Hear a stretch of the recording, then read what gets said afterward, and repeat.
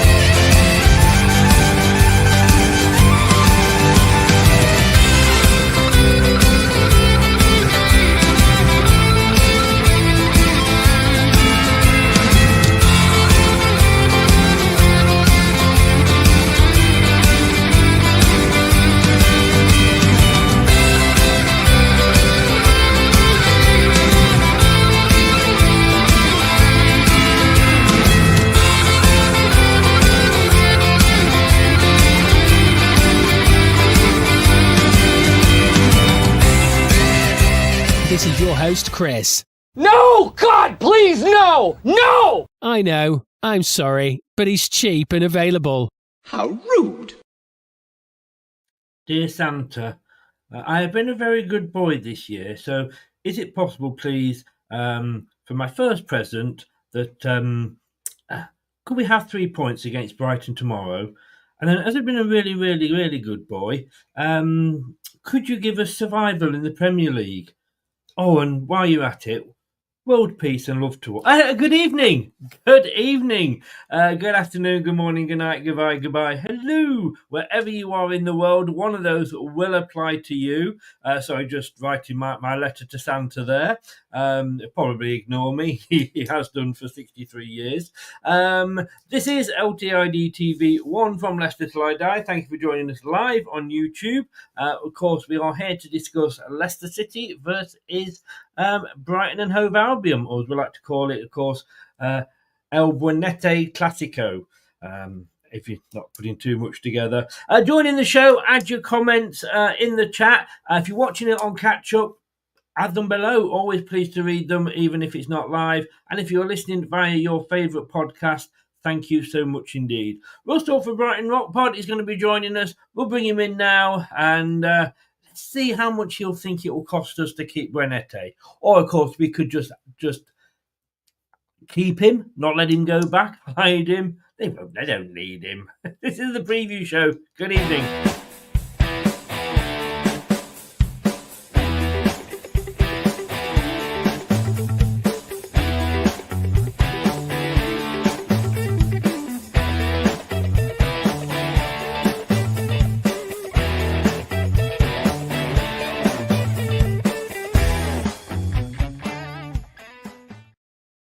Russ, good evening. Hello, how you doing, Chris? Good to see you. Good to see you as well. It's been over a season. It has indeed, yeah, indeed. Good to see you guys back. Obviously, we'll be discussing whether you're going to stay as well. Hopefully, you guys can do. Don't get any hopes up with Santa though. He's wearing the wrong colours, that fella. This is very true. And he's an Indian giver, so whatever he gives us, we know we'll be moving it on to Chelsea in 18 months' time for both our teams. Yeah, exactly. Yeah. I mean, it is strange. Like I said, it has been a season. We went down. First of all, I'm just going to put my fan on. Were you surprised that we went down? A little bit, yeah, I think so. I'm trying to remember now how sort of the season panned out towards the end, but overall, it didn't feel really as if you were the obvious candidates for that, and I think it just unravelled a bit, didn't it, towards the end? So I was a bit surprised, yeah. That said, it's almost a kind of role reversal, isn't it? Because up until that season, out of the two teams, and no disrespect, but we were probably the stronger, the more established. Now that has completely flipped on his head. You're much the stronger team, and obviously you've been in the Premier League a few seasons now. Yeah, that's it. Yeah, I mean, things have really moved on for us. This is our 8th season in a row on this stint in the top flight. So 12th season ever, and it's been brilliant. Obviously, as you'll know, and has constantly been mentioned now in the media, really well organised club, a fan owner who's very rich but also very clever, and very well organised. And he has set from top to bottom the way the club structure is. Every single member of staff is not only very motivated and very happy to work for the club, but is also really good at their job, from top to bottom. So for that reason, I think over time we've built ourselves to this position from the Championship era onwards, and now we're really reaping the rewards for that. It's been superb.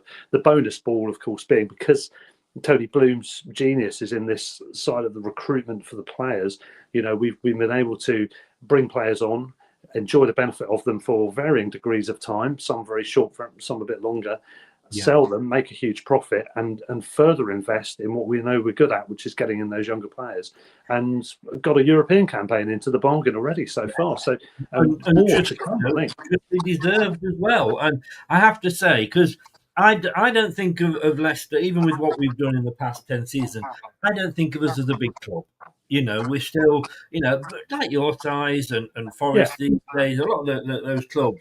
And I just love to see any club. It's like I love Luton when they came up, and it was a shame they had to go down. I love the Ipswich story because that has been us over the years, hasn't it? We've both, had clubs that have been, scratching around trying to raise a penny or two.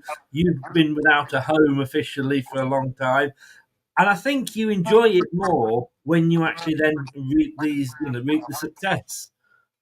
Yeah, we absolutely. Yeah, there's a load of clubs our size, isn't there? I think Leicester, Wolves, Forest, Brighton, probably Fulham, Southampton, all those sort of clubs. There's a number of clubs who are of decent size, good following, good fan base, good away support. But what distinguishes one from another? Well, it varies from time to time, doesn't it? And people come out in and out of good fortune, bad fortune. We've had it so bad through the years, as you'll know. We had dodgy owners, nearly went out of business, nearly went out of the Football League when we didn't have a ground, so we might not have been accepted in what was then the Conference, now the National Prem. So we were that far down, 11 points adrift that season. And there's actually a documentary that's been made, which is going to be released soon, called Stand or Fall. I think it's called The Amazing Extraordinary Rise of Brighton and of Albion. Stand or Fall is the main name of it anyway, which is being produced by Matthew Lorenzo, who a lot of people will remember that name from the past. And I mean, the story is, it is film worthy in that sense. It's been incredible how we've bounced back. And other clubs, Luton actually you mentioned, they've had a similar story, haven't they? Going right down and then coming back. They went into non-league, and it's great. I think it's always good to have different, some fresh faces every season. It's been great to have Ipswich come back after all that time, and it's great when clubs like Brighton and Leicester have had degrees of success. You've obviously had much better degrees of success. You won the blooming league, for goodness sake, and the FA Cup. But clubs having those moments, whatever they might be. For us, it was a European campaign. For Wigan, it was an FA Cup win, or even just having a really good season and qualifying for Europe out the blue. Which, I mean, as you know, I live down here on the south coast, just outside Bournemouth, and funnily enough, the year I moved down was the year that the players were outside the pavilion with buckets collecting money, and they were on -17. So I followed their story as well, and I just, as I say, I love stories, and like with yourself, they were so close to going out, and like I say, I can remember that horrendous ground. Was it the race course or something like that? It was a sports stadium, wasn't it? And looking at the stadium you've got now, and I have to be careful how I word this, otherwise Martin O'Neill will call me entitled, which has upset a few Leicester fans, shall we say. I'm sorry, Martin. I love you to bits for everything you did for the club, but I don't agree with that. I think that's a bit over the top. But I like to think that maybe clubs looked at us, because we were once this well-run club.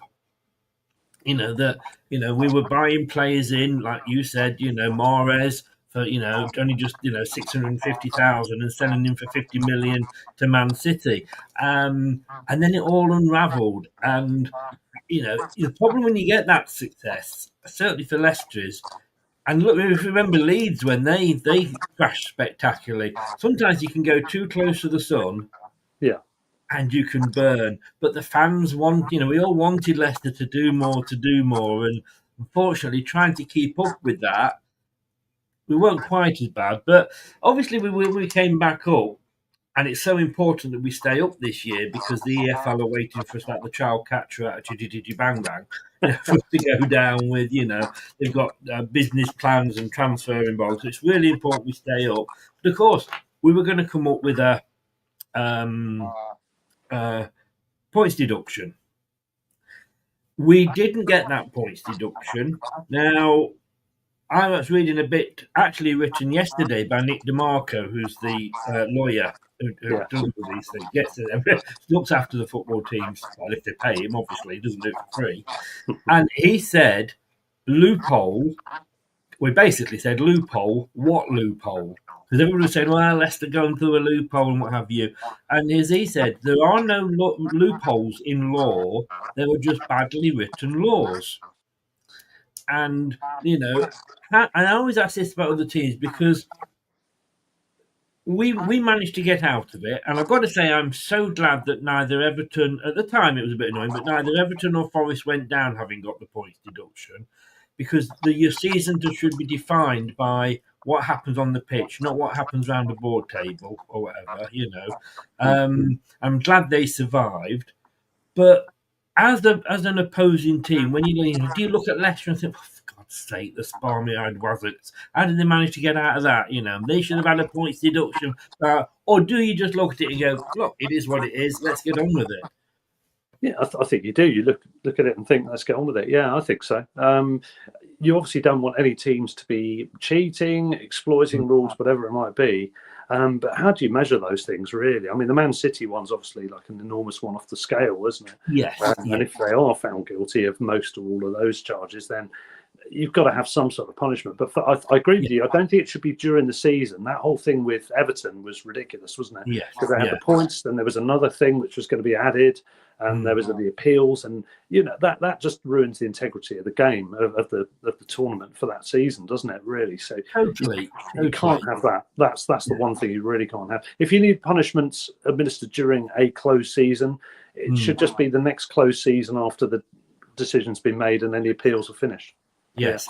You've got that close season to appeal it and what have you. And if you start the next season with a points deduction, then that's it. But, and it's punishing the fans more than anything. And, we didn't, like Nick said in that article, it's a really well-written article. And, we're saying, look, we did nothing that any other club could have done the same.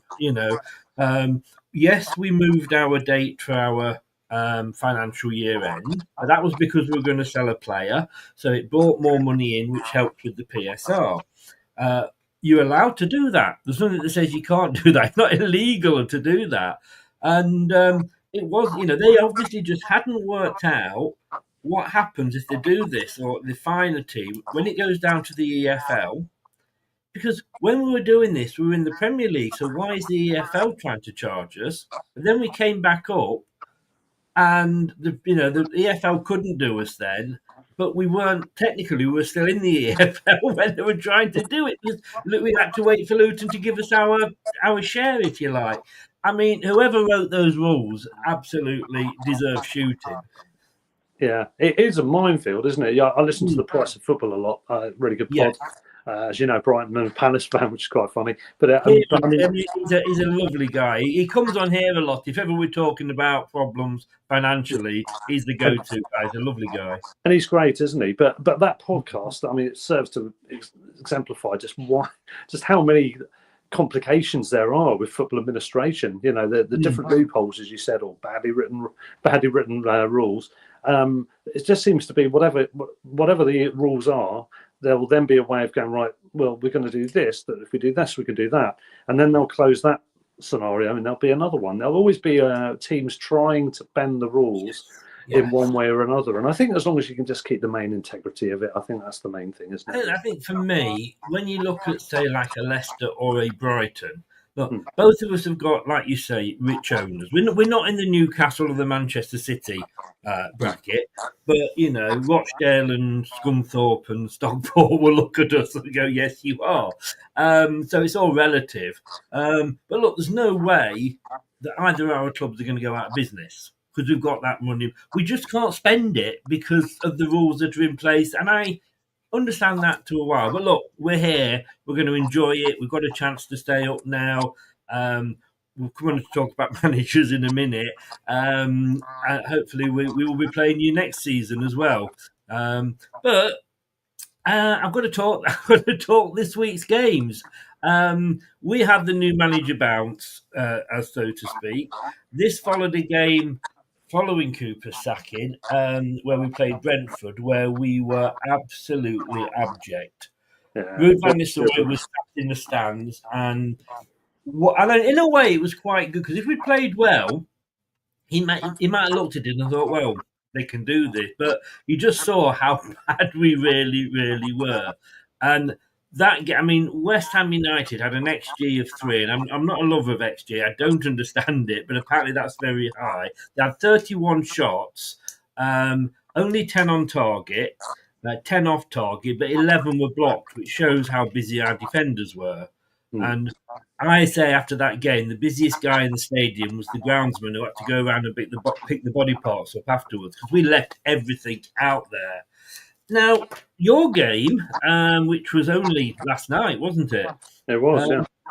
Which was a bit, hopefully you'll be knackered, but in a nice way. Look, I went for a 2-1 Brighton win. You cost me points in the prediction league. What went wrong? Oh, Chris, you should have asked me. I predicted. Actually, to be honest, I'm terrible with predictions. I never get the exact score right, except last night on my pod. I did. I was talking to a Fulham fan. I said, "Look, I think you guys will beat us 3-1." The reason for that is we are still quite inconsistent in these early days of the new manager. But also Fulham is a bogey team. What happened was I think we beat them 5 times in a row in the second tier, culminating in us doing the double in the season we got promoted, which they didn't get promoted. There was one of those things. And I don't know how we won either of those games. It was the most shocking daylight robbery I've ever seen. And it feels like we've done the deal with the devil because ever since then they've had a hex over us. It's now, I think, from the 9 games we played in the Premier League since that promotion, I think they've had 5 wins and 4 draws and have not lost any. That's how bad we are against them. It doesn't matter how well we play. It doesn't matter what the current circumstances are when we come up to the game. They just beat us, whether they deserve it or not. They always get something. And last season at the Amex, they should have had a player sent off. He just forearms a player in the face and then scores 10, 15 minutes later with a cracker to get the equaliser. So even that game, which we deserved to win and we were winning, we still couldn't get it. So, it's one of our bogey teams, Chris. That's basically what happened there. I could have warned you about it. Next time, send me a list of who your bogey teams are. But I would say, because you're having we'll look at the season in a bit more detail in a minute. But this was sort of this one, the West Ham game, was the first game under the new manager. And look, I know all the pundits. Well, they don't know what they're talking about because, in fairness, they don't watch the clubs every week. So, Jamie Carragher coming out and saying, "I thought Steve Cooper was doing a good job." Come on. And I think the problem for us was that the 2 wins that we had prior to this is only our 3rd win, were lucky. We beat Bournemouth, which was no green feat because they beat Arsenal and Man City. But, our best defender in that game was the woodwork. We beat Southampton, who were the worst team in the league because the bottom, and they were 2-0 up, and they should have been out of sight. So we got away with those 2. The problem, though, was we weren't getting any better. We weren't improving. We were treading water. And the likes of Wolves and Crystal Palace were starting to win. And having got caught out with Brendan Rodgers and leaving it too late when they sacked him, I think they realised this time, look, we're going to have to get somebody else in. Didn't happen over the 2-week international break.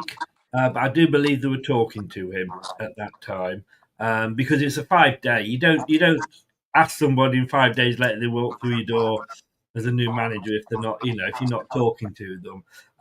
But what I was loved about that game was, yes, West Ham should have been out of sight, but they weren't. And you can quote all the stats you want. The only stat that counts at the end of the day is Leicester City 3, West Ham 1. That's the stat that counts. And we showed the fight that Ipswich showed against Tottenham, that Ipswich showed against Man United coming back in Amaran's first game. And that was the pleasing thing to see. I'm worried that this might be the new manager bounce, though, and that it might move off and not be there on Sunday. First of all, how do you feel? And there's the table. How do you feel? Because we played on Tuesday, so we've got kind of Wednesday, Thursday, Friday, Saturday. We've got 4 days, and that's a great 4 days to be with the new manager. You played Thursday. You've got 2 days. Yeah, not happy about that one. It's one of those annoying games. I think it was because of Amazon Prime. They moved it to Thursday, and I mean, a pain in the neck, isn't it? Really, because I was acutely aware of that. I noticed that you were playing a Tuesday rather than say the Wednesday, and I thought, oh, great, this is really not ideal. I'm pleased you won in midweek, because I think if you hadn't have done, I think you would definitely win at the weekend. Now I'm not sure, but I would be convinced you'd definitely win if you didn't win midweek. New manager bounce, who knows? I'm not sure. It's hard to say, but I do think I'm fairly comfortable with the fact that we're playing you when we're playing you, but I'm not happy about the fact we've had 2 days less, and we've got a little bit with injuries. It's not as ridiculous as the whole of last season was, but it's we've got I think 6 players out at the moment. Wow. 1 or 2 people are coming back, but there's another couple of question marks on a couple of other ones. And so it really depends on a few things. Joel Veltman, who plays essentially as a right back, he can cover other areas. He's a savvy, experienced old hand, and he's about 33 now. I think he is very experienced. Played top level football for his whole life. And when we've not had him in the team, we've had 1 point out of 9 this season, which was Chelsea, which was a crazy game anyway. Southampton, the recent match where we should have been out of sight in the first half, but I think our lack of experience caused us a problem in certain departments in the second half of that game. And then the Thursday match as well, because he's been out for a couple of weeks at the moment. But we're lacking experience at the moment. Veltman's been out, Milner's been out, Lallana's no longer with us. Danny Welbeck was missing in midweek as well, and he's a possibility for Sunday. He likes a goal against us, does Danny Welbeck? He does, doesn't he? He probably will be on the bench, I would think. We don't tend to start people when they've just come back from an injury, but who knows? But we're missing some of our older heads on the pitch. That's been probably the issue this season. Not so much the quantity of injuries, because we've got a bigger squad and no European football to deal with this season as compared to last. So I think there'll be rotation. Whatever we add on Thursday won't be, there'll probably be a few changes in the team anyway, I think. But we'll have to wait and see. But I still fancy us. I still think we could get a result, because our main problem this season, results-wise, has been at home.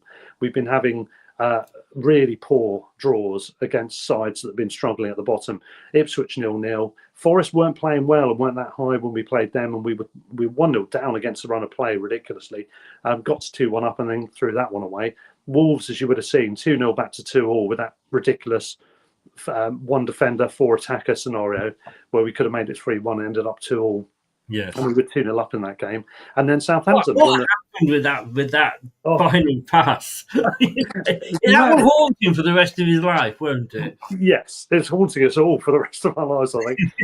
I mean, the problem was they're all in a line, and I think they needed to spread a bit more, or the player in question, Weaver, who's one of our summer signings, should have just run further down in the inside right channel, just to draw the defender a bit more to allow the players to spread. It was a no-brainer situation. We had to score there. Never mind not give the ball away and let them go up the other end and score.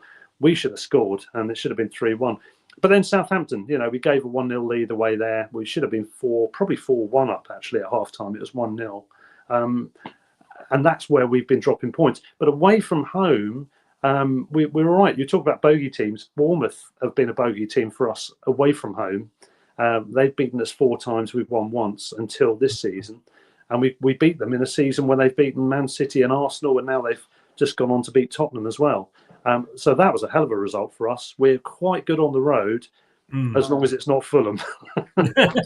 Well, you beat me to that. I mean, I'm just looking here now. You're sat, well, you can see there on the table, 5th in the league. I mean, look, we've got to stop saying it's early days, because it's not. We're a third of the way through the season, so it isn't early days anymore. I have got to say, looking at that, well done, Brighton and Fulham and Nottingham Forest. You know, how it will end up, I don't know. I mean, Villa have sort of dropped off. Spurs are being Spurs. And Man United, even with the new manager, I don't think they're going to do anything this season. You know, I think they think that just changing the manager will solve all their sins. I mean, you've got to be looking at that, and we'll come on to what you think from the whole season. But looking at that, that's a great position to be in, a third of the way through the season, isn't it?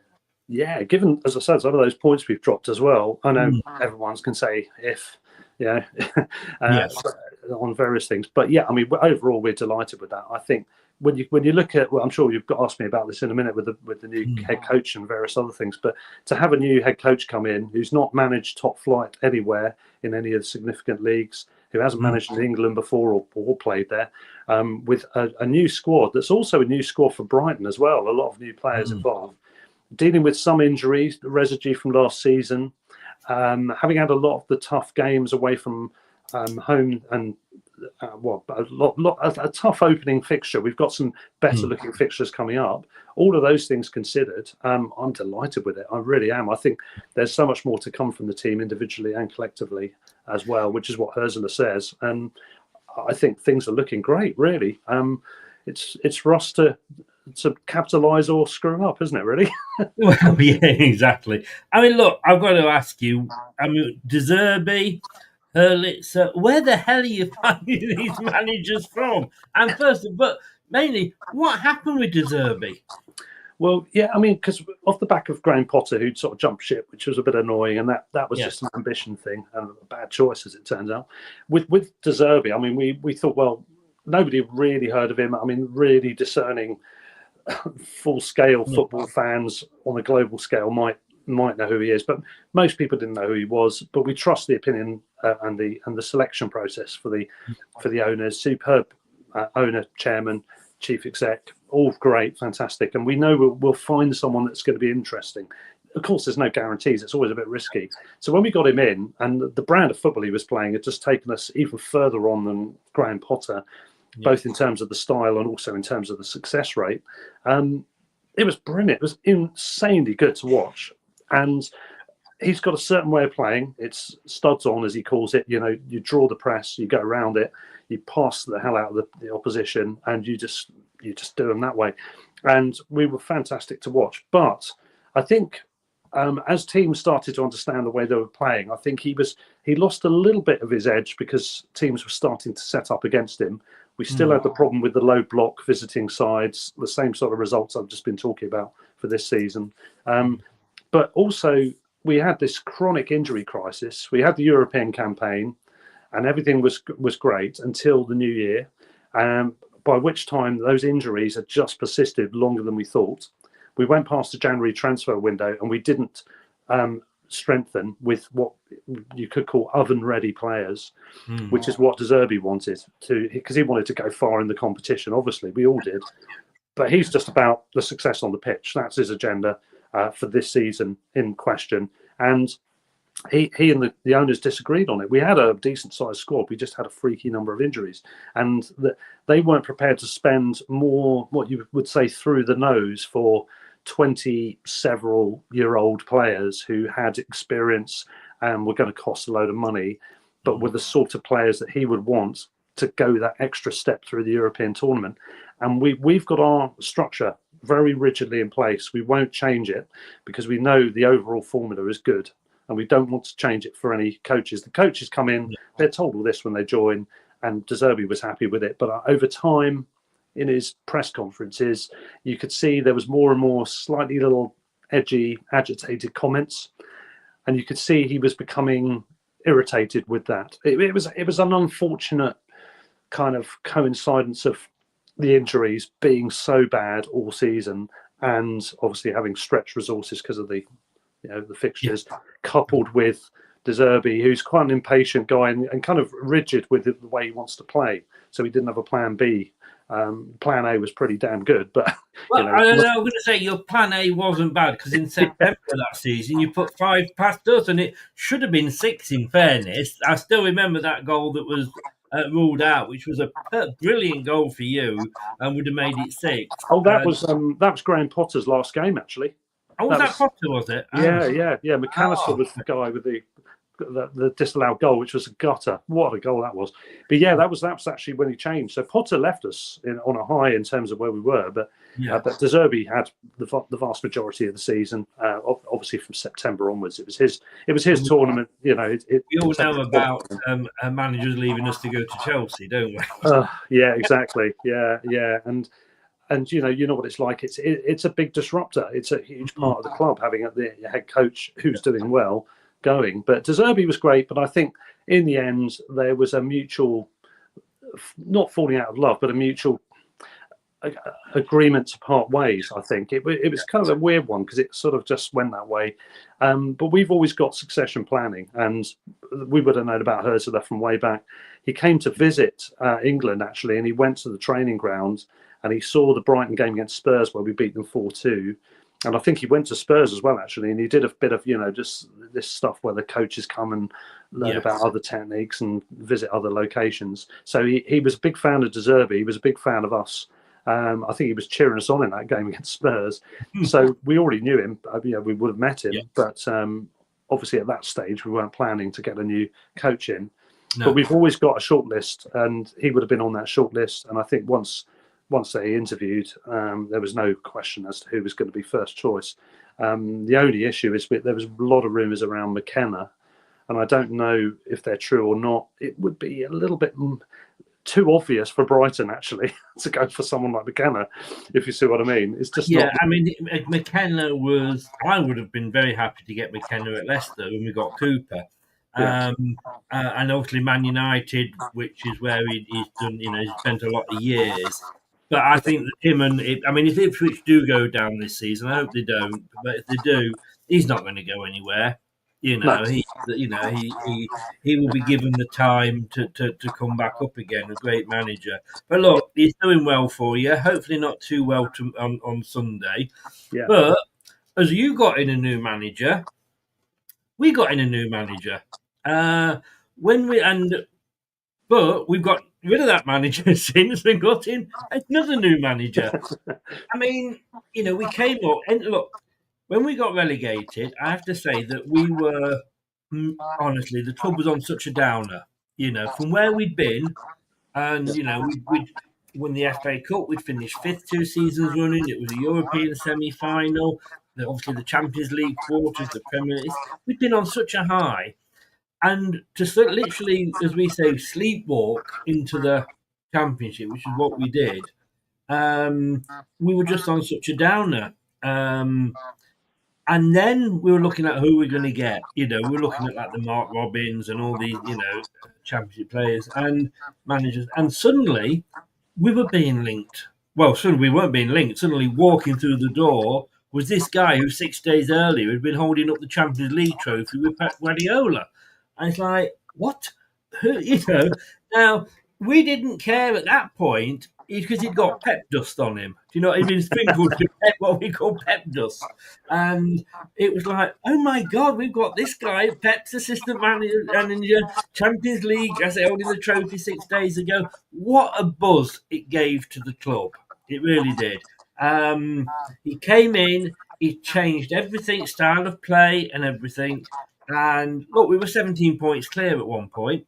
Got a bit tighter towards the end. I'm not going to lie. We came up by 1 point, but the records will still show that we won it. Came up, and then, as you know, Chelsea come along and sniffing. That said, now the conspiracy theorist in me here, we were 40 million pound black hole, as Labour like to call it, with PSR. We were being offered 10 for compensation for Enzo, and 30 for Kieran Dewsbury Hall. Just happened to be the 40 that we were looking for. So, look, it hurt at the time because he'd literally only been with us one season. It hurt at the time, but I understand why. You know, it's a job to these people. He had no links with Leicester. You know, he had no loyalty to us. And, you know, if we're offered jobs that is 4 or 5 times as much money with a bigger war chest, you're going to go. We know that's the thing. And then, of course, we were sniffing around trying to get another manager in. For the second time in his life, Graham Potter turned us down. Why we kept going back for him, I don't know. But he was, I believe, still on a good money from Chelsea. Yeah. And was hoping for the England job. He was, funnily enough, he was there on Tuesday night with Amazon. Was Graham Potter, and the guy that was doing it for, I think it was Dan Walker that was doing it for Amazon, said, look, talking to him, said, let's get the elephant in the room out of the way. Did you ever think you'd be at Leicester? Sort of thing. And he actually turned around and said, don't believe everything you read in the paper. I'm not going to say who I'm talking to because that's personal between the club and me, and, you know, the club aren't putting it out. So, but I've not been speaking to everybody that the press say we've been speaking to. But he did turn us down that time, and we ended up with Cooper, who I wasn't too disappointed with because he'd kept Forest up. He'd got Forest promoted, and he'd kept Forest up. Wasn't necessarily my first choice, but he was one of my 3 choices. So I wasn't too disappointed. Oh, my God.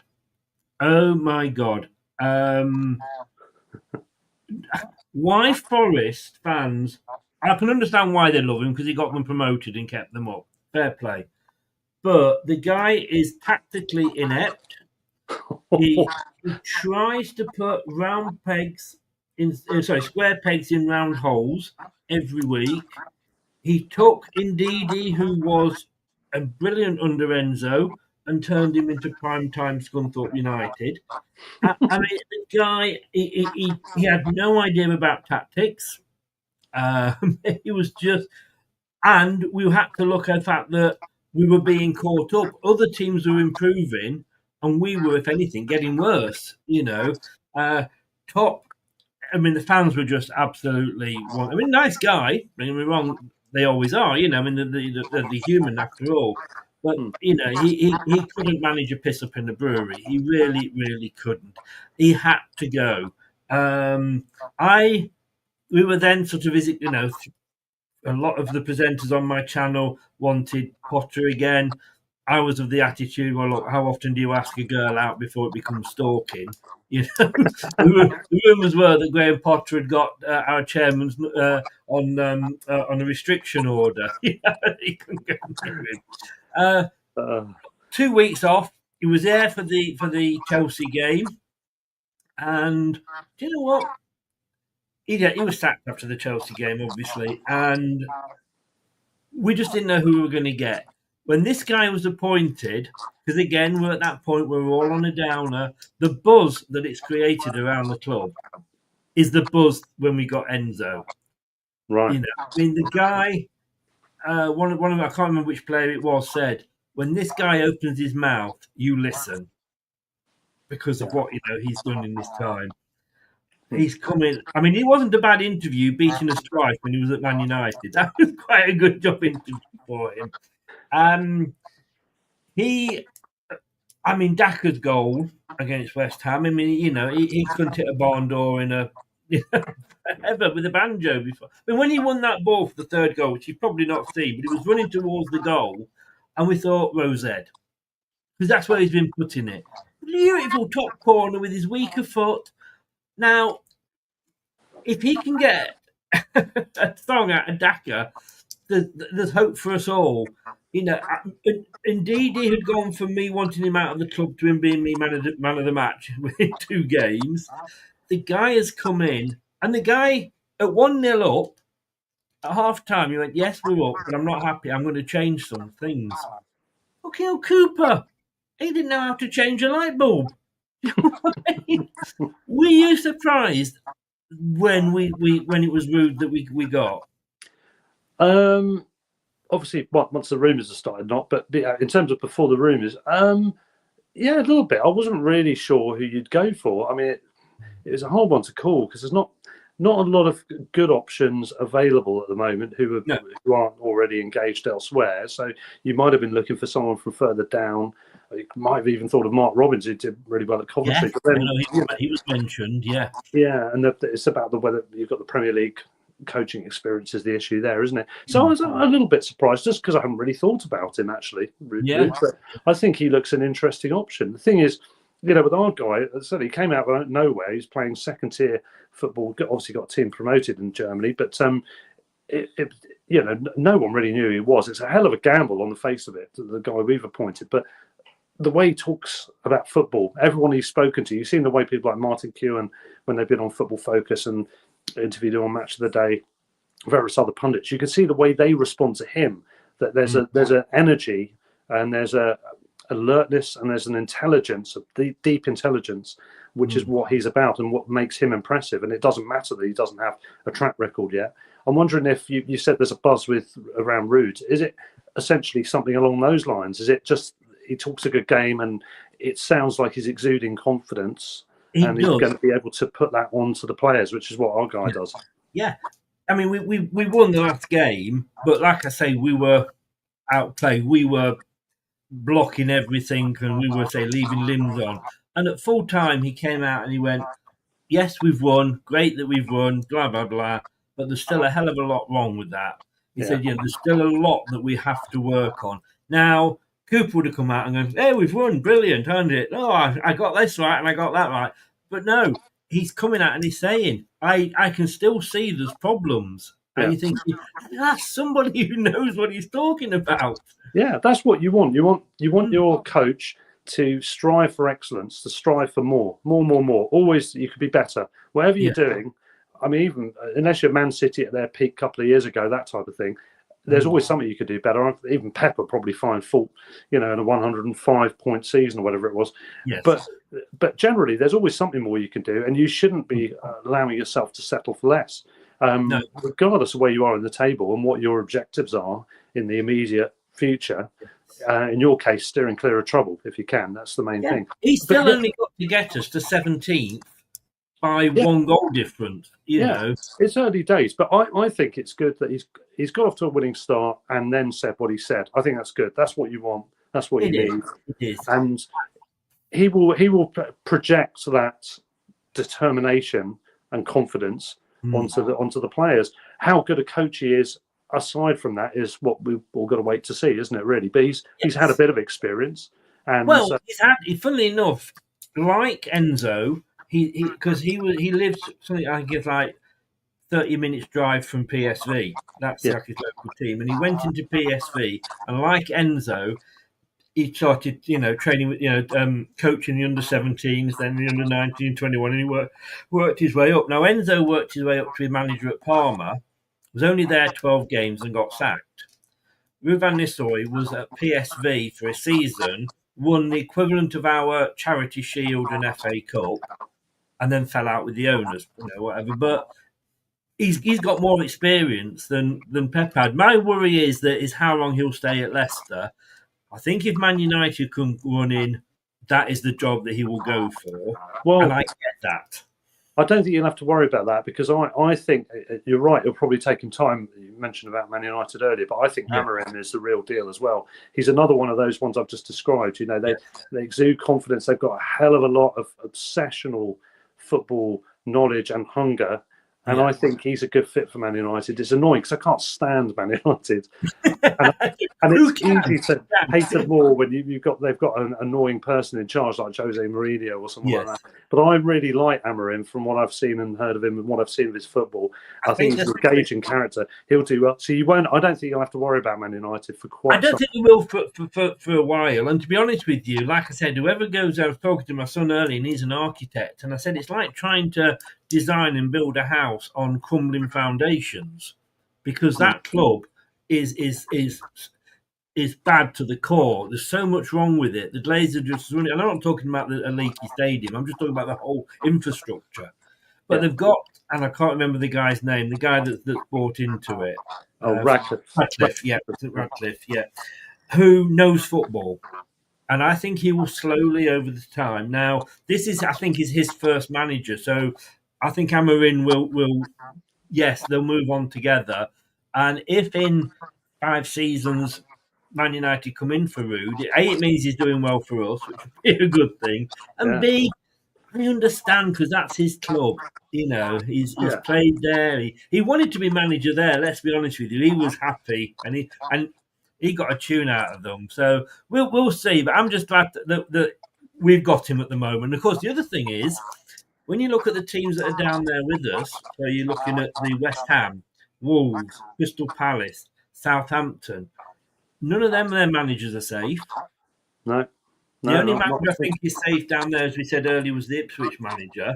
So if we hadn't made this decision, how many of them would have been going after Ruud van Nistelrooy as well?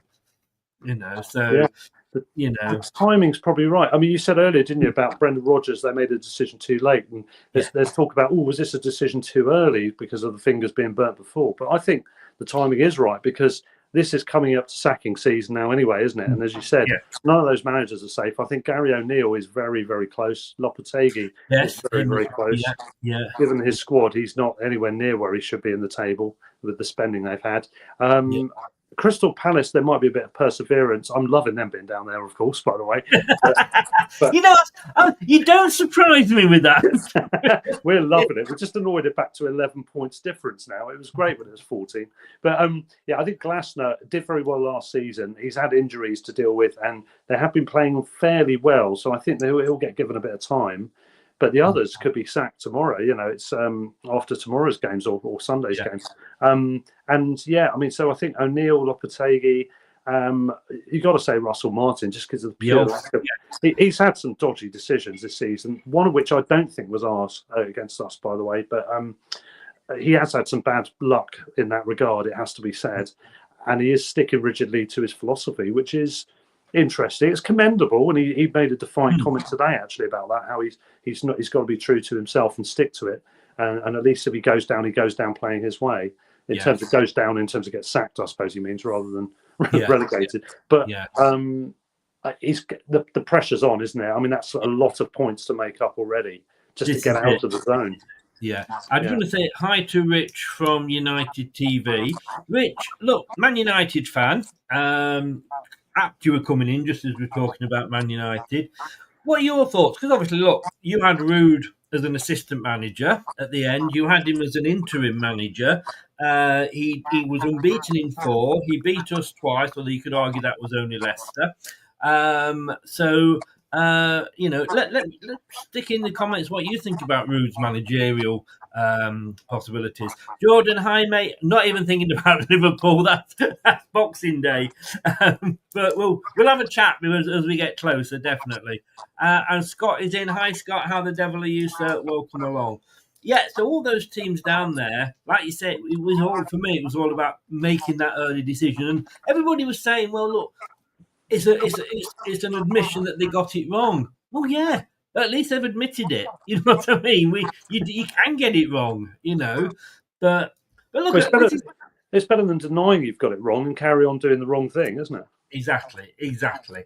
But a team that is doing the right thing, and like I said, is yourselves. You talked about your form earlier there. This is your sort of away form. Now, your away form, you are actually 9th in the table. You're above Tottenham and you're above Man United. Yeah, we've had some difficult fixtures. As I said, we managed to get the win away at Bournemouth. We had a 1-1 draw at Arsenal, which was obviously great because Arsenal at their peak before they had a lull for a while afterwards. I'm trying to think in terms of other games. Obviously, Fulham is disappointing, and that's probably put us down the listings a little bit. But we've got out the way some of our trickier types of fixtures, the sort we tend to struggle in. really pleased to get the win at Newcastle as well. That was good. Yeah, We're just a bit inconsistent. It's really hard to predict how we'll do because he is still in his early stages, Fabian, and he's still finding his way. And we are learning. He's learning on the job, but he's learning fast. I think that's what we're talking about with him. And the players are still learning about his brand of football. And of course, as I said, there's a number of new signings, so they're still learning about the Premier League. You've got Weaver, you've got Ruud, you've got a load of other players that we've just signed, and we're still finding our feet, and that obviously leads to inconsistencies, and that's what we've got at the moment. So really hard to predict how we'll do, particularly because you've got the new guy in, and you don't know if that's a manager bounce or whether it's actually something more substantial. Yeah, so it's hard. He made some changes. He actually had a bit of a Mike Bassett moment because when we're not in possession, we go to 4-4-2, as Mike Bassett would say. But there was some strange, not strange decisions. I mean, he'd put Cody and Vestergaard, who have two most experienced defenders, he'd played them together for the first time in the league. But they were not only are they our most experienced, they've also both of them got the turning circle of the Titanic. So, but Cody with his goal line clearance. I mean, we're 15th there. So I'm guessing you're going into this game pretty confident. Would you prefer to be going into this game with Cooper still in charge for us? Well, yeah, I think we probably would. Yeah, it depends on how Ruud van Nistelrooy sets up, because if he's playing more of an attacking game, a game where we can get behind, because we're very good on the counter now. We play a lot of high pressing, and I think when the games are more open, that's when we're okay. It's the low block that we've still got some trouble with, I think. Although we're getting ahead in games, we keep screwing up the lead. That's been our problem this season. But yeah, I mean, Herzler, when he was playing Zappalli, he was playing generally, I think, a 3-4-3 or variations of it, generally with three at the back and wing backs.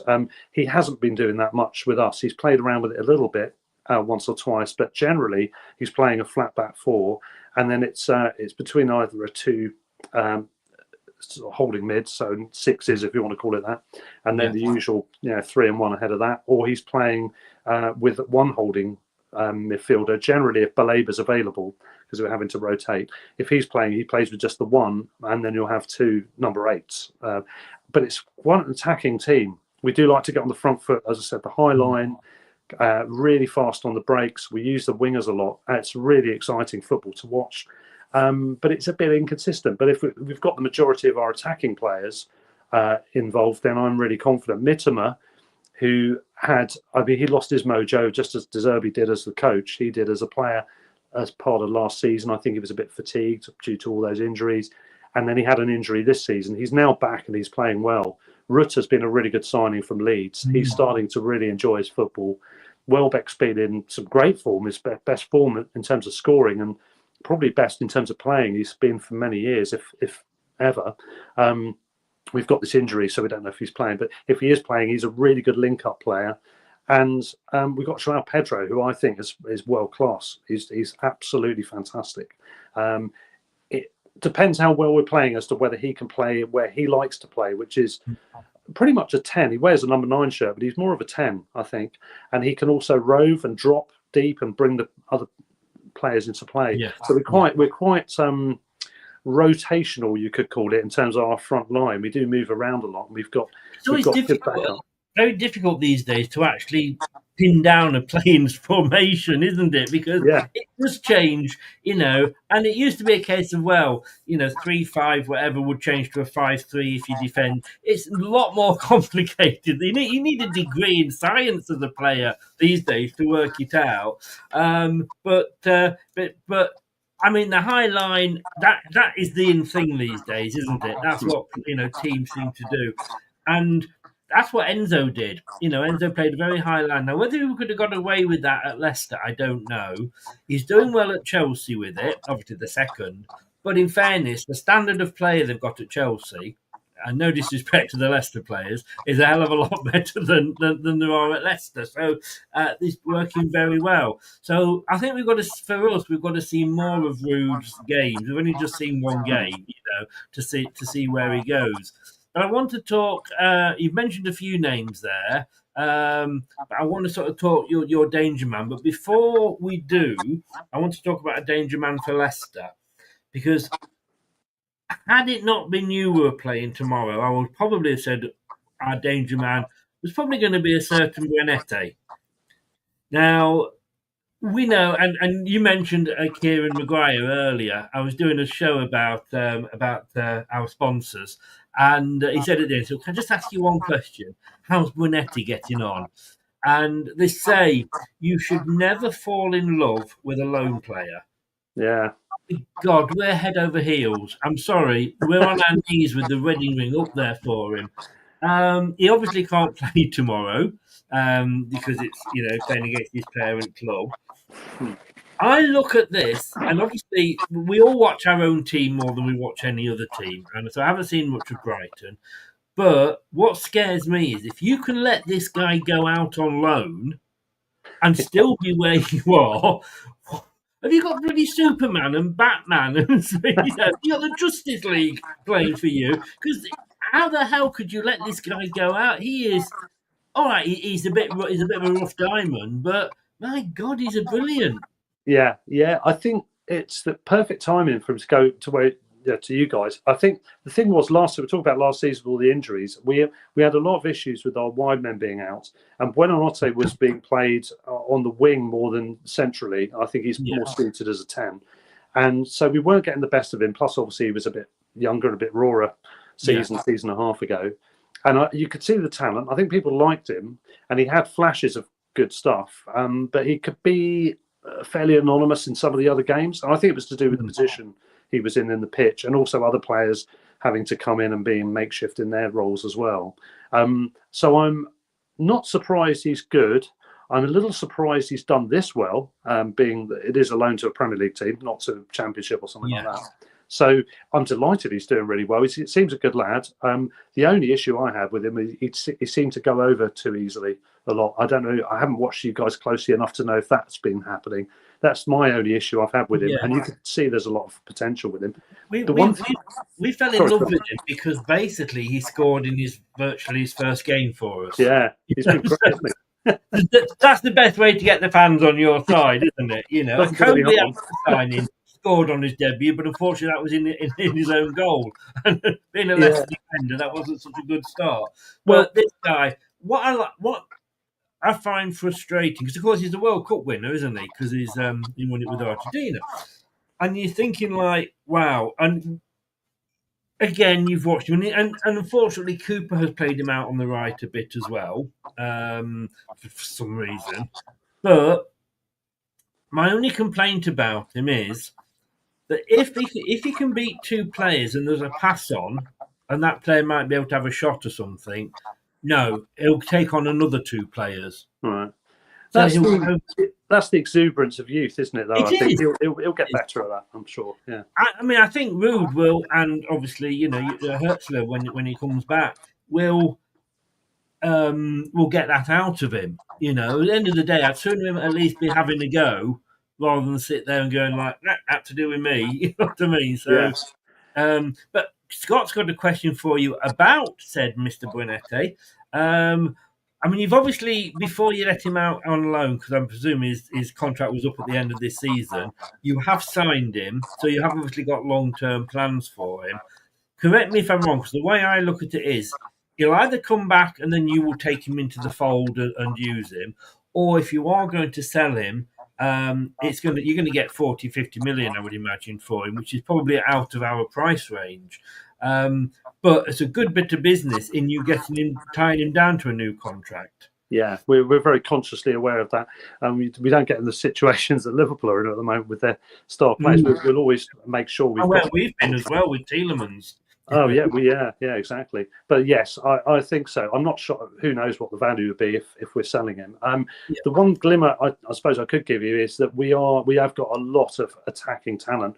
We're really well stocked for players, particularly that play in Buenanotte's position. So whether he'll come back and get in the fold is still debatable, just purely because of what we've got there. It depends. We've signed this guy Gruder, for example, who plays either wing or 10. If he ends up getting broken into the team a bit more than he has done so far, and ends up happening to shine in the 10 role, for example, and we've already got a couple of other players that play that, and we said people like Joao play there as well, then then he might be looking to let him go, and then who knows? It might be another loan for another season. So you could easily have him for a second year on loan if things are going well. There is hope in that regard, I suppose you could say.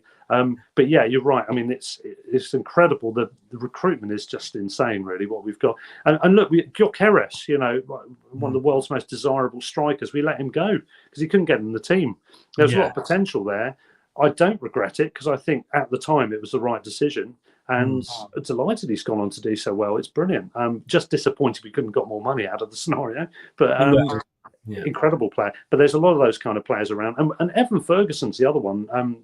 You might see him actually on Sunday. That could be interesting because Evan Ferguson's an incredible young talent. Well, again, Scott was asking him your thoughts on the sale for Ferguson.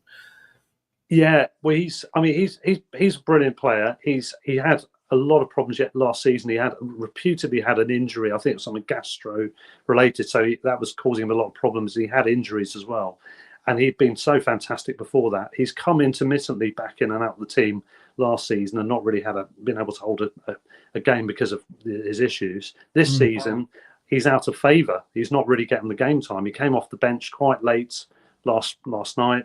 He's not generally getting much game time. I think Ursula is yet to be impressed with him in the context of his Brighton team. Yes. But he is the sort of player that's going to explode back sooner or later. And because of the game on Thursday being so close to this one on Sunday, I suspect he might actually start or at least play half or something like that in the game. And at some point, he's gonna come good again. He scored one really good goal this season, but he's another one. I mean, he's been under the radar because he's just not been doing anything for a year. We're so excited for what we've got talent-wise, but I have to say, I look at Brighton, and this is the compliment. I'm not being sarcastic, man. This is the compliment. The way that club is run at the moment, and the way you find your talent, etc. It's how a football club should be run. Yeah, we've got the benefit of having Tony Bloom's expertise on the analytical side, his algorithms. There is an edge we've got which no other club would have. Just so we're lucky that we happen to have a supporter who has that particular thing. But yes, the rest of the club is really well run anyway. We do everything we can to maximise what we are, which is, as you said, a medium-sized Premier League club, I suppose you call us, who are just maximising absolutely every element that we can do, get the best of everything out of the team. Do you wish you were still playing us with Cooper in charge? Probably, yeah, because you were struggling, and you may not be struggling. You were shit, and you wouldn't have been wrong, mate. Yeah, we would. Yeah, I guess so. I haven't given it too much thought. We always worry that new manager, this could be awkward timing for us, and we're playing West Ham in a couple of weeks' time, and we're playing Palace next week. It's not unfeasible. We could be playing against three new managers' teams. I will send you. I'm old-fashioned, so I'll send you a check in the post if you could win those two games for me, please. Yeah, we would love to. I'm not a big fan of West Ham, I have to say, and we've got a good. We're their bogey team. We're really good against them, especially away. We're almost better away from home, and we've got them away. And Palace were a bit of a bogey team in their own right, actually, against us, but we cracked that last season. We got 4 points, should have been 6 last year. You love more than a good win against Palace, is there? Nothing. We can't wait. We're itching to play them. But yeah, who knows? Well, those are the odds for the game. The draw 3-1. Leicester win 19-5, and Brighton win 8-13. Look, we have to say this because I got told off once by Gambleware for not doing it once. Gambling is not the answer if you have any financial troubles at all. And if you do gamble, when the fun stops, stop. For any advice, do go on to gambleaware.co.uk, and they've got helplines and everything. But this was on Sky Bet at 2:45 this afternoon when I got in from the pub, so I'm impressed. I got it all set up right. you are obviously favourites there, and that's expected, really, isn't it? You know, when you look at the table. Yeah, I guess so. And I wouldn't like to sound cocky about it at all, because I'm far too long in the tooth to ever do that. But I am confident, just because of the way we play and because we're good on the road. I'm confident we can win it. I think those odds are probably about right on the face of it, aren't they? Yes, I would say so. They don't tend to get them wrong, do they, anyway? But if it wasn't for Ruud being there, I think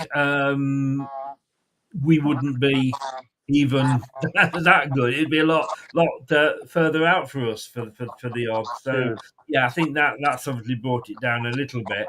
Our hope is that the new manager bounce continues, and basically what we were saying is, and look, Ruud. We played Brentford on the Saturday. He had Sunday and Monday with the team, because that was his first day, was the Sunday after the match. He had 2 days, and then he had West Ham.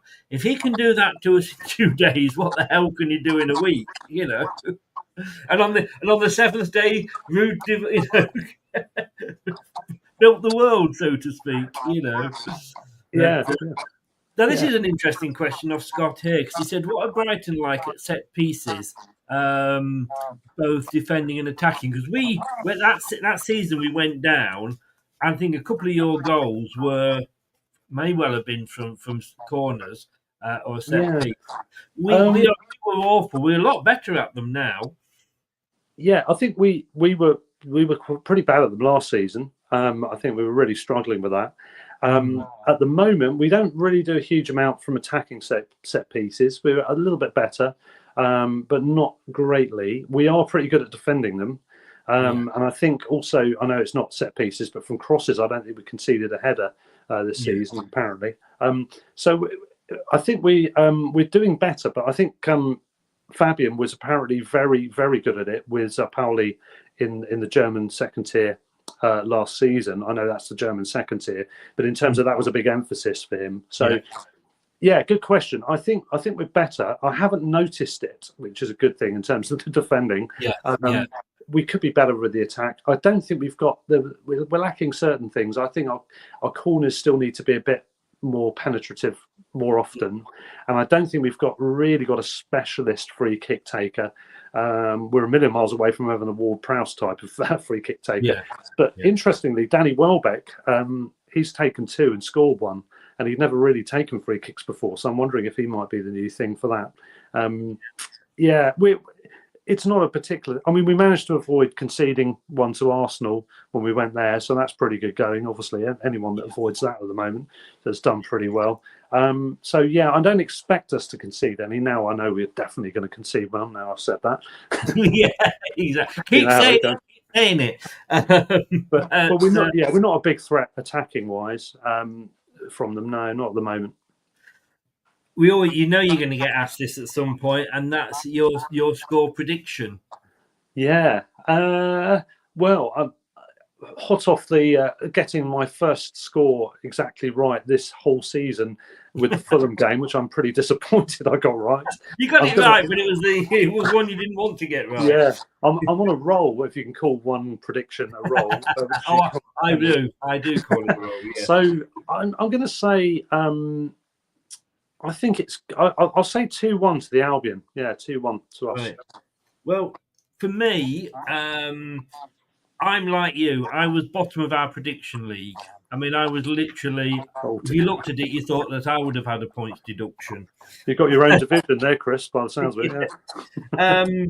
It was that bad that so I could get a point in the prediction league, I was predicting Leicester to lose because I knew we would do. That's how bad it was. I didn't quite get one spot on as good as you did, but I got most of my points were from Leicester losing. However, I did predict the 3-1 against West Ham. I have never been so happy for the opposition to score.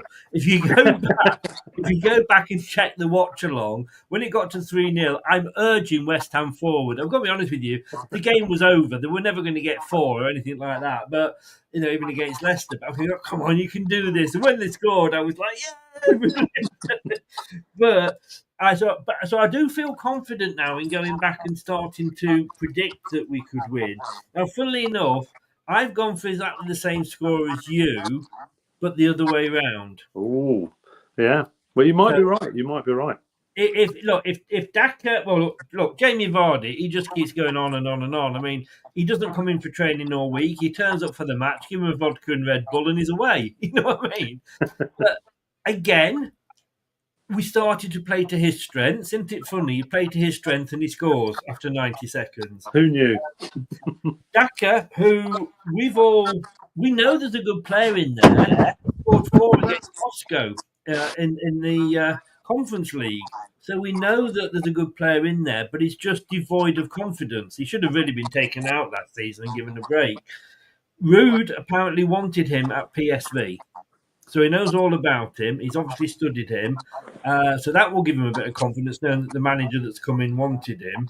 And look, if he can get a goal like that out of Daka, it might be 4-0 and Daka hat-trick. I don't know, but I am going for 2-1. I'm being now Scott, who's a Leicester fan, and one of my mobs in here, he's gone 2-3 to Brighton.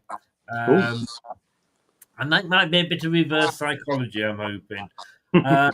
Easy, who's again is a Leicester fan. He has gone for 1-1.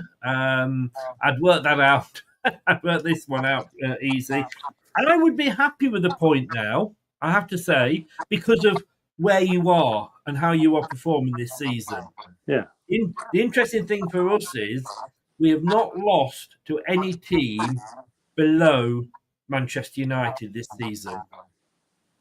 He says, let me just qualify that. West Ham, Everton, Palace, Ipswich, Wolves, and Southampton. We've beaten a couple of them, and we've drawn with a couple of them. We haven't lost to any of them, and that's what it's all about. It won't be beating you that keeps us up. It'll be beating those teams that are around us. So give me a point now. And I've got to say, Russ, I'd bite your hand off, definitely. Yeah, well, one thing I'd say as well is that you're not in the bottom 3 at the moment, are you? So that if you had been, I would have been predicting you to win, because our record against teams when at that point in time are in the bottom 3 is horrendously bad. As you've seen this season, it's continued. Apparently, I think the stat was we've won 12 out of 47 since we've been in the Premier League. So regardless of which manager, coach it is as well. So unfortunately for you, in one sense, you're not in the bottom 3. In another sense, obviously, it's great because you've got the points you need not to be already. But yeah, I mean, we're not great against some teams, but we've been all right against others. So in terms of the bottom half, it's a matter of bottom 3 or not. Yeah, you're quite right here, Easy. We haven't played Wolves yet. And I get what you said. I probably didn't make myself very clear. I'm saying obviously against the teams that we've actually played, we haven't lost. So we've got Wolves coming up just before Christmas, so that'll be interesting. Russ, thank you so much. I want to leave you with this question though. What are your hopes for the rest of the season? Well, I think there's 2 things. They're either both would be great, but one or the other would be my dream. Would be to qualify for Europe through the league, obviously, would be great. We're in those positions at the moment. Yeah. I mean, it's even possible to get Champions League. I think with the way Chelsea are going, that's made things harder. But I think 5th place could potentially be, depending on the coefficient, could be a place, couldn't it, as well? And I think we are capable of finishing top 5. Realistically, I think we won't. I think we can finish top 8, which could be a European place.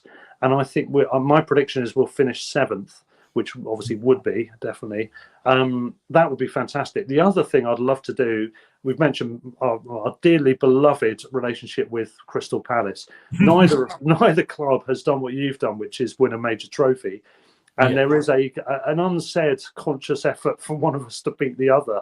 And obviously we've come close with a couple of FA Cup semi-finals in recent years. They got to a final, though.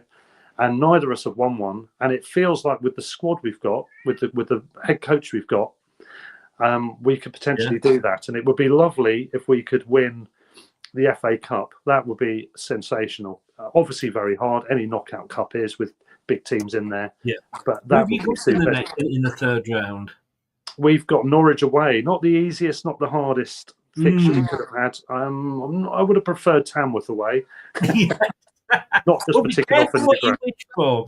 Well, we've got QPR at home.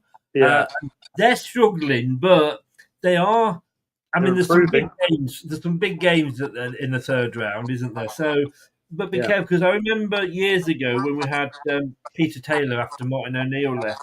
We were in the quarterfinals, and the lowest team was Wycombe Wanderers. And I said, Yeah. we need Wycombe Wanderers at home. We need Wycombe Wanderers at home. I think they were in the third or fourth tier. They were the lowest team still in it. So that was obviously what we thought was the easy tie. Of course, we got them O'Neill. at home and they beat us. So But that said, if QPR do go out and beat us, look, I want to win every game that we're in. But if QPR do go out and beat us, we've got bigger fish to fry this year. Yeah, absolutely. You've got to give all your focus, haven't you? For first season back up, it's all just about make sure as well as you can survive, and then you build from there. Yeah, exactly. I mean, it gives you confidence if you're winning in the cup. But no, I mean, if QPR were to knock us out, I'd be a little bit sort of But at the end of the day, yeah, like you say, it leaves us free in the league, as the saying goes. Russell, thank you so very much. Look, I'll put your link in the description below on YouTube, but just give a shout out where people can listen to you. Yeah, absolutely. Thanks for that. Yes, so it's the Brighton Rock podcast. We only do it audio. We don't do a video thing like this, but it's just a regular audio, all the typical platforms it's on, Brighton Rock podcast, and we're on at Brighton Rock Pod on Twitter, as I'm going to insist on still calling it, and Blue Sky as well. We're on there. Well, it's got a good colour name in its name, hasn't it? So indeed. No, I tell you what, I much prefer Blue Sky to whatever it's called these days. I will go over and follow you when I finish this stream on Blue Sky. So I think you already have actually. Have I? Yeah, I think so. Yeah. Oh, there you go. You see, there you go. I'm a man of taste. Look, good luck for the rest of the season. I do hope you do well. I'd love to say I love to see clubs like yourselves doing well. Can you just wait to start until next week? We'll try not to. I'm sure you will. Russell, thank you so much, mate. All the best, and thanks for coming on. Take care. No worries. See you later. Cheers. Bye-bye. Hello, Matt Elliott here. Hi, Alan Smith here. Hey guys, Ian Hume here. Hi everybody, Jerry Taggart here. Be sure to watch Chris and Leicester Till I Die TV for all the latest Leicester City news and information. You can also subscribe on YouTube and various social media channels for the latest updates and news on Leicester City Football Club. Come on, you foxes!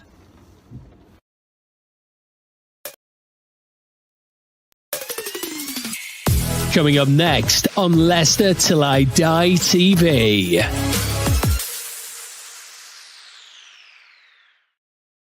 Yep, we are going to be with you at our Talking Ball show, where there's me and Craig down the pub talking absolutely balls.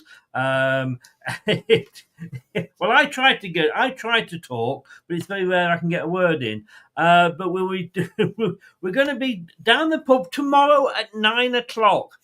Maybe a little bit later because they don't start serving beer till 9, so we may actually be starting at a minute past 9, just to let us get the beers in.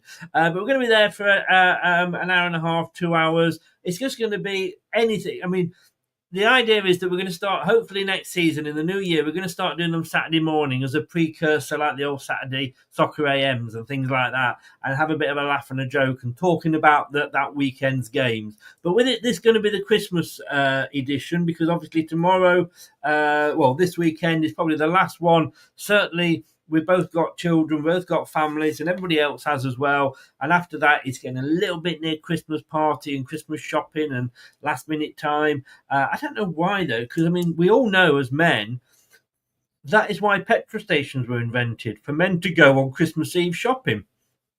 But 9:00 tomorrow, do join me and do join Craig from up the Cherries and all departments. We will be there talking snowballs. Look forward to having you there. Don't even think that it's going to make sense, because it's not, and that's not the idea of the show.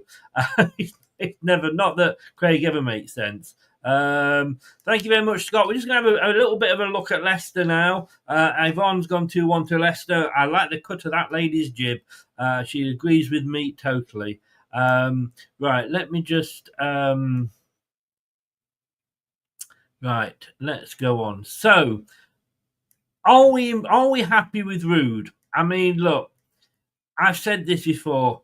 Whilst I did want Cooper. It wasn't necessarily my first choice, but he was one of 3 that I wanted in. But I have to say, it was shite, wasn't it? It was absolutely shite. Ruud has come in, and what he achieved in 2 days. Like I say, give him 7 days, he'll create earth. You know what I mean? And he'll certainly walk on water if he gets us the result tomorrow. What I love about him, 1-0 up at half-time, he says, I still wasn't happy. I went and I made changes. He came out at the end of the match saying, yes, look, we've won 3-1. It looks good, but look how many shots they had. There's still a lot to work on. And he accepted that. And that is what I love. It's a guy here that knows what he's doing. And when you look at his team selection, whether you agree with it or not, Vestergaard and Cody, our 2 most experienced defenders, got the turning circle of the Titanic, both of them, and the speed of a skateboard, but they are experienced, and he got it right. Faze, I'm sorry, he's just not good enough. He is not good enough for this level. He does need to go. And look, there's the lineup from the West Ham game. Unfortunately, Buenete cannot play. Now, it was a very interesting. If you get onto my socials, LTID TV, as it says just there, or Leicester Till I Die, Blue Sky, X, Facebook, or Instagram, you'll see a team that Rob Tanner has put out. Now, I didn't have time to actually put this up because I'm just going to bring it up here. I didn't have time to actually put it up in as a slide, but the team that he has gone for is Hermansson in goal, yeah, obviously.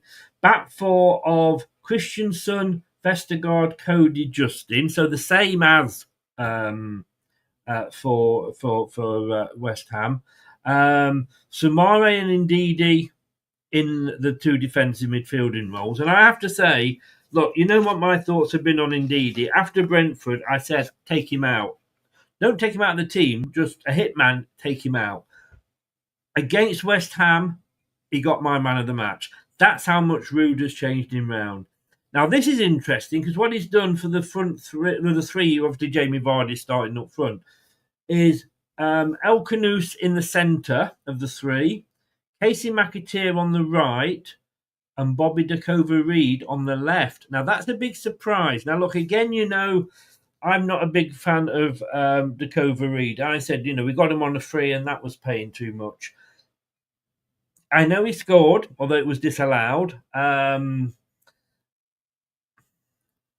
Look, as I said, everybody gets a clean sheet with the new manager. But look, when Enzo came in, Vestergaard was crap. Indeed, he wasn't playing very well. He turned those into 2 of our best players. So when a new manager comes in, you've got to be fair and give every player a clean sheet. Edouard, he's back from training. He may be in the squad for Sunday. He's not my choice. I think you got Daka and you got Ayew. You don't need Edouard. Let him go. Let it go. And obviously we are being linked already with other players. We've been linked with the guy from Manchester United, but he is a defensive midfielder. How many defensive midfielders do we need? Ndidi, Sumare, although Sumare does get forward, Winks, Skip. I think we're all right in that department. But look, whoever Ruud wants, we ain't going to argue, are we? So that's an interesting team. Personally, I wouldn't have Dakova-Reid starting. I'd have Casey McAteer on the left again because he's got him on the right. Maybe McAteer on the right. But I would have Mavididi in there. Why isn't Mavididi getting the starts? I don't know. They said, well, he's not being as effective this season. Well, he's not playing as much, is he? Anyway, what about this guy? Should he play? Look, he's not going to start. But this is the player, and I said earlier that Ruud van Nistelrooy said he wanted when he was at PSV. So he knows him. He's gone out and he's scouted him. He knows what he's capable of. And look, we know there's a goal scorer in there. And I know I keep hawking back to it, but he did get 4 against Moscow. When Jamie Vardy was injured before the World Cup or Africa Cup of Nations, whatever it was, he got something like 5 in 7 games or something like that. It just didn't work out for him last season. I think he should have been taken out of the limelight. I honestly think that he should have been rested. I mean, when he came off against Plymouth, when we lost that game away at Plymouth, he looked like he got the world on his shoulders. And I think Enzo, yes, you can stick with a player and say, no, come on, they're going to come good. They're going to come good. But at some point, you've got to go, I'm actually doing more damage. And I think that was true with Daka. Now, 2 days, look, you're not telling me, first of all, when he won that ball, he wouldn't normally have won that ball. He would never have won that ball under Cooper. Let's be honest with you. But he went in for it, and a lot of the team were winning these balls, got it. And then, of course, the speed went. Now, the defender kept up with him. But when he was about to take a shot, admit it now, admit it, you thought he was going to do it. You thought he was going to schlup it, didn't you? And put it into Rose Ed. I did. Left-footed, wrong, not his main foot, top corner, what a goal. If Ruud can do that with him in 2 days, my God. And look, we've still not got all the coaching staff in that Ruud wants. He's got his he's got a goalkeeping coach and first-team coaching, the guy with the beard. Apparently, he is a bit of a spec. He was at Man United. Apparently, he's a bit of a good coach, so that bodes well. So, yeah, I mean, Daka's on the bench. Daka comes on when Vardy goes off, because, look, we know Vardy can't play 90 minutes, especially when you've got a midweek game, and that's why Vardy went off, because of this game coming up. Daka has to be on the bench. He has to be. If he can produce form like that, and while he's doing that, he has to be the first choice. Ayew, bring him on maybe for one of the wingers. Look, what you get with Ayew is he will come on, he will, if we're winning, he'll slow play down. He'll get us, free kicks. He'll go down on the ball and he'll slow the game down. Or if we are needing to win, he could get us that free kick, penalty, etc. So, but it should be Daka every time. And I have to say, and I'm going to end on this, but what a pleasure when I read this. Andy King is back at the club, working his way for his coaching badges. First of all, well done to whoever at the club made that decision to take him back. I have got so much time for this guy. I met him when we played Bournemouth, when Kevin Phillips scored in the promotion year. And of course, I lived just outside Bournemouth. And the only way we could get tickets was in the Bournemouth part of the ground. As I say, we're both championship clubs then. And we were sat directly behind the visitors' bench. So at half time, he was he'd been warming up and he was just, under the canopy. And as we went, we'd got our Leicester tops on, me and my son, but we'd obviously got coats on over it. So when when people weren't looking, and we said, Andy, and we went, yay, like that, and showed her. And he came over and he spoke, and he's so, so nice. That guy, if you could clone him, and, some people have said, well, he's not the best player, but how many goals did he get us over the years? And all I'll say is, look, how many players have won the League One, the Championship, and Premier League titles at the same club? One man, him. So welcome back, Andy. It's a pleasure to have you back. I hope you do well. And I hope that when you do get your coaching badges, that Leicester will give you some sort of opportunity at the club. I mean, you're obviously not going to walk straight into management, but good luck. Good luck, Andy. It's great to have you back. Still got the same injuries as we had before. Edouard, he's back he's been training, really. Who cares? Winks, Winks, he is out on the grass. And when I say grass, I mean obviously football grass, not Patawu, we know, is out for the season. Ricardo's still not back yet, which is why we're probably going to see the same back line as we did the other day. And, of course, after this, it's just a small matter of Newcastle away. We've got some tough games coming up. We've got Newcastle away. Then we've got Wolves at home. I'm just going to bring these up. Wolves at home is a 6-pointer, let's be honest with you. I'm not too confident on that one because, I just... Look, we know that they beat, was it Fulham 4-0 or something, or 4-1? I'm just trying to get the details up here. But the Wolves game is very important because I think we've got to look at the games that are around us. Because after this game against Brighton, which I think is winnable,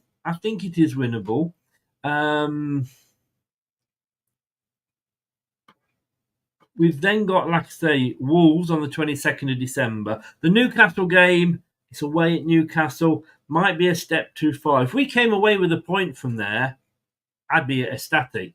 Wolves, I am looking for the win, I've got to be honest with you, although, like I say, you just don't know which Wolves is turning up.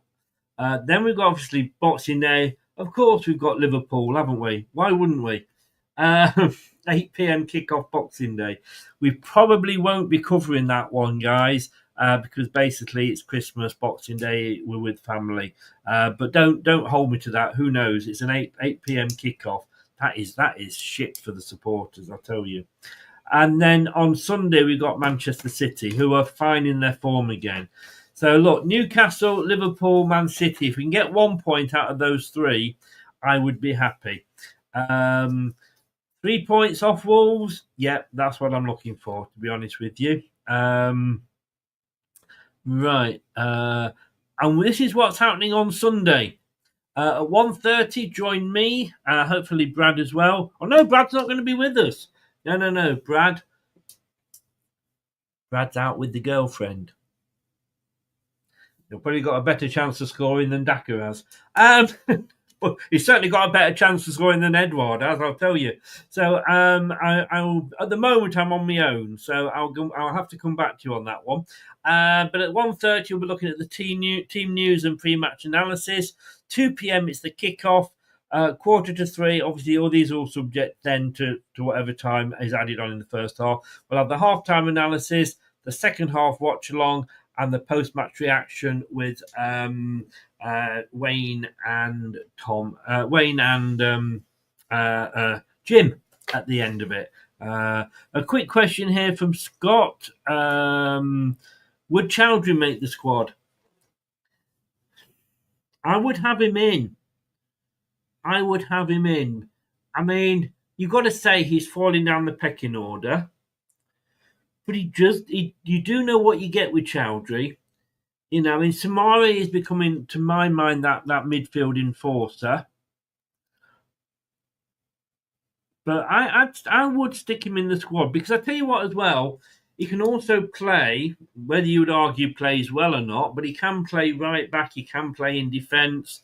Look, you know, we know how good he is at stopping the ball. And like I say, he does put his foot in. So, yeah, I'd probably have him in the squad. I wouldn't have him starting. Now, Scott, you've gone 7 points in the next 3 games. So that's Newcastle. Oh, sorry, that's Brighton, obviously, as well. Yeah. 3, 6, 7. Yeah, I get where you're coming from then. I was thinking you were going 7 points from Wolves, Liverpool, and Man City. I'm going to say, well, wait, I'll have a pint of what you're on. But yeah, I'd take 7 points from the next 3 games. I think Brighton, yes, they're doing well. The thing for me is that they've just played away from home and lost, and they're not as good away from home as they are at home. But they've only just played that. They've only got a 2-day gap, and they're back on with playing us on Sunday away from home. So they've gone to Fulham, lost, gone home. They'll have a couple of days training, then back on the coach to go up to Leicester. Ooh, and it'll be an early start on that Sunday because, of course, it's a 2 o'clock kickoff. So I think that could work in our favour. But then again, we've not got a brilliant record on and early kickoffs over the years. But look, there we go. But look, thanks to everybody that's been in. Thank you very much to Scott for modding. I appreciate that, Scott. Thank you so very much to Russell from Brighton Rock Pod. His details and links are in the description below. He doesn't have a YouTube channel, but he does have a podcast. And so the link to his Twitter page, where you can find the link to that, is in the description below. Lovely guy, and he does videos for us as well for the review show. Hopefully I'll see you at 9 o'clock in the morning. I'm saying hopefully because hopefully I will be up. And there's no guarantee of that. There's not. But thanks to everybody that's been in the chat. Really do appreciate it. Take care, guys. If I don't see you tomorrow, hopefully see you for the watch along. Come on, you foxes. Please. Pretty please. Pretty please with the cherry on top. I'm embarrassing myself now. Like I don't always. I'll see you tomorrow morning, 9 o'clock. Take care. Good night.